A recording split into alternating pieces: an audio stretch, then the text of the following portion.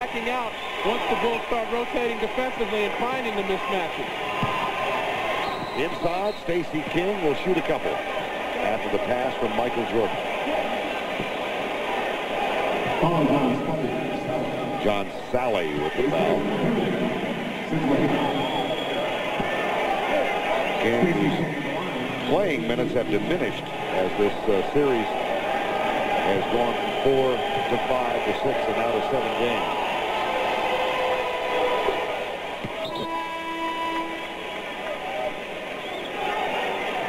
Well, Michael Jordan at the top is able to survey the court completely, and he's almost as valuable passing as he is scoring. Those are the types of things that the great point guards like Magic Johnson, Kevin Johnson, John Stockton, they see those things. Michael Jordan has the ability to see that from any part of the floor as well.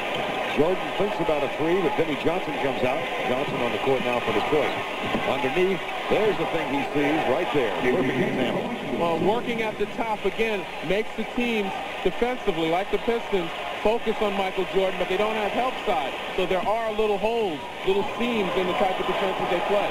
Again, the Bulls go to the trapping defense. Back to Vinnie Johnson. 0 for 10 the other night. Doesn't get that shot to fall. He's struggling right now. Loose ball. You kick way down at the other end. You got to get down on the floor for those balls. You're going to get a backache bending over. This is the 7th game of a series. Again, Michael Jordan from another angle on the penetration and the dish, and you see how much attention he draws when he's out at the top of the floor. There's no help side to stand and cover two guys. Final 41 seconds, quarter number 3. The Pistons were up by 22 at 61-39. The Bulls have cut that margin to 10. Edwards dunks the ball.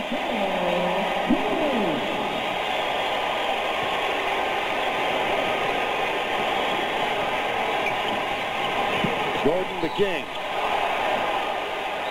And again, Stacey King will shoot free throws. Edwards can't believe it. Pistons certainly have to be disappointed.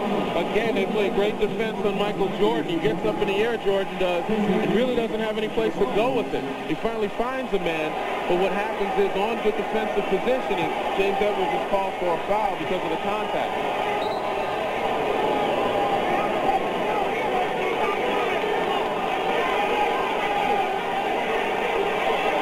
Two coaches eye each other and eye the court. Mark McGuire had a big first half. Hitting 5 of 6. Ed Neely's going to come back on the court now for Phil Jackson's team. And Michael Jordan will sit down and rest the final 26 seconds of quarter number 3. Jordan getting the rest for the second time in the ballgame now with 22 points on 9 of 17 and 6 rebounds. This quarter he is 6 of 6. Jordan's second rest of the game. He sat out the final 156 at quarter number 1. 10-point margin, 59-69. Detroit on top. They're led by 15 at the half, using a 23-6 explosion in the second quarter. Here's Edwards, trapped by Neely. Double team, leaves Sally open. Rodman for the rebound, but it's on the floor, and the quarter ends. Well, the Bulls cut 5 from the margin. That's the end of the third period with our score. Detroit 69, Chicago 59. We'll return to the Palace after this message and Isaiah Thomas and applaud.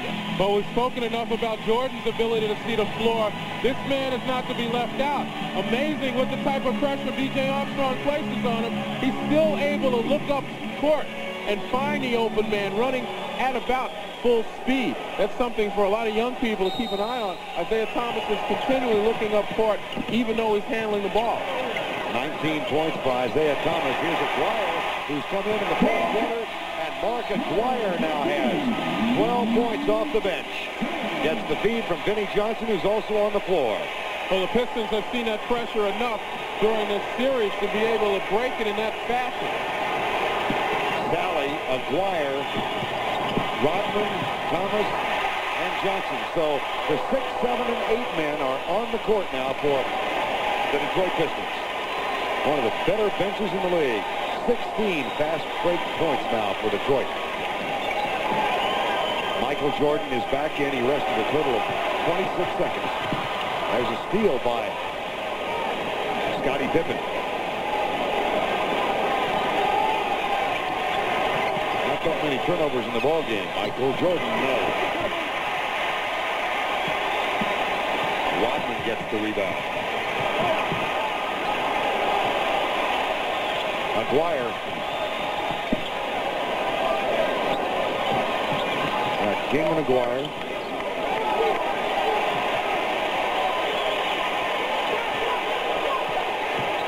Jordan on Johnson. He's blocked by Dennis Rodman.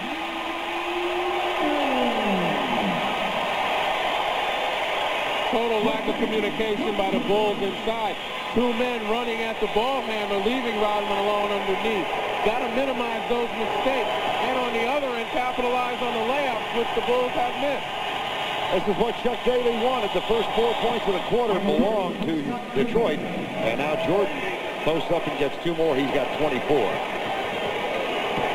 With 10 minutes and about 15 seconds left, a 12-point lead isn't insurmountable, particularly for the Bulls. They're almost where they'd like to be within shooting distance. The only problem is they still haven't developed that ability on offense to get the ball where they want.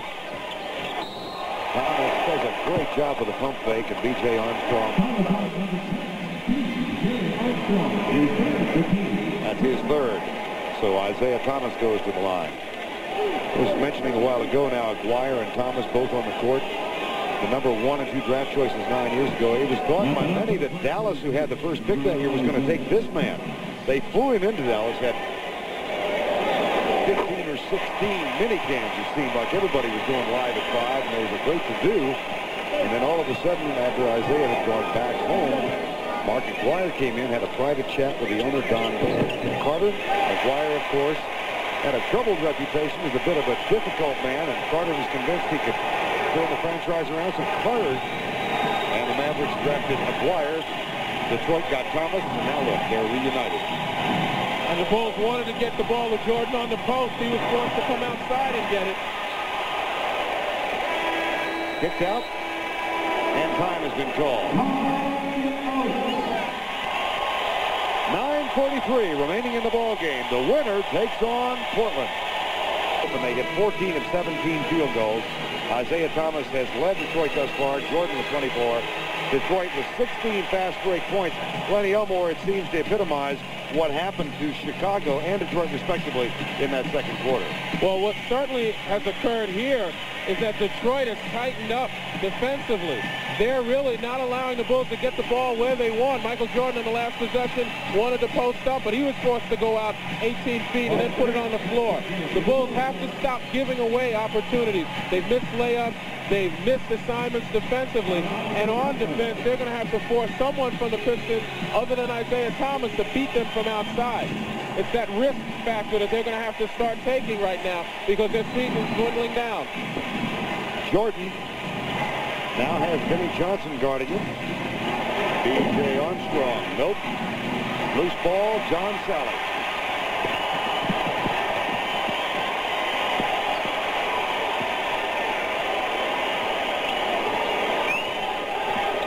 Isaiah Thomas looks for Aguirre.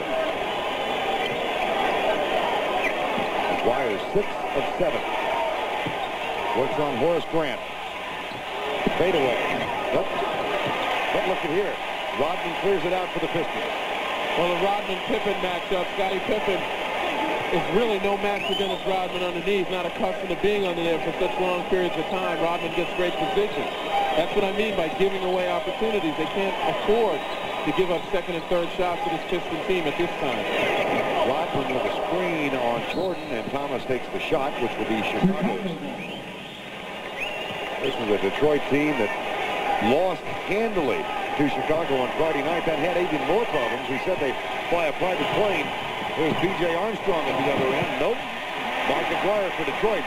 When they went to the airport to get on their private plane to come home, a fuel truck backed into the nose of it. $25,000 damage. They didn't get home till 2:30 in the morning. Here's Johnson. He's all right. The plane's all right. If they win, they'll use it in the NBA Finals. You got to wonder if the driver of that truck took his Bulls hat off before they realized what was going on.